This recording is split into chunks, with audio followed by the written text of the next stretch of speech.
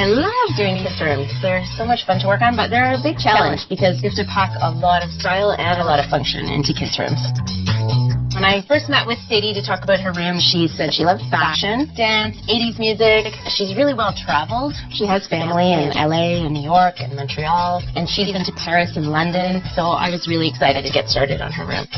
I was looking to create something that would look great for her now, but would also have the possibility of changing over time and evolving. And even we could choose pieces that she could take with her to her first apartment or to university residence. I definitely think the desk and office-type furniture could definitely go with her.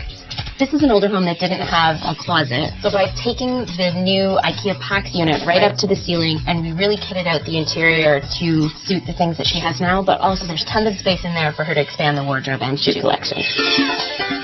Lucky enough to have a beautiful fireplace mantle. It's usually the natural focal point, but the bed should always be the hero of a bedroom. So I felt by adding the wallpaper and really dressing the bed in beautiful colors, we would help to create a real focal point. When we were looking over the wallpaper, I knew we wanted something a little bit fashion influenced, and the one we have is a Christian Lacroix design, but it's actually essentially a stripe, and nobody ever tires of a stripe. It's got a ton of colors in it, so it has a lot of longevity. I think my favorite is probably the bedding. It has some soft elements, like the duvet cover is a really pale pink, but it's pure linen, so it has that beautiful wrinkly texture to it. We added the charcoal gray to add a little contrast, and then the super overblown floral pattern I think really livens things up. I really like the bedding.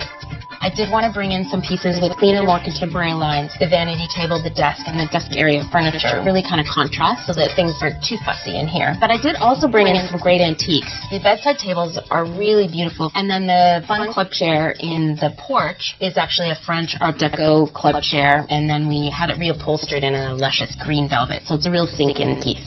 I was pleased to work with some of the things Sadie already owns, which are actually indicative of her travels. She has little tokens from New York and Paris and London. But then we just brought in a little bit of artwork, so some vintage fashion photography, very simply framed in black, very graphic. And then, of course, the dress duty. That'll be a lot of fun for her to experiment with outfits. Because I was the youngest in my family, I never really had my own room. It was always like sharing or in someone's room while they were at university or something like that. So maybe that's why I like decorating kids' rooms so much. And in fact, when I decorate a kid's room, I try to decorate a space that I would be comfortable in, because I think that's the true test of it not being too kiddie or kitschy or that sort of thing. I really want there to be some sophistication, and I definitely brought that in. The lighting, and the pretty sconces, and the hardware on the built-ins is beautiful agate slices with gold leaf detail. Very sophisticated. Those kind of touches, I think, kick it all up a notch.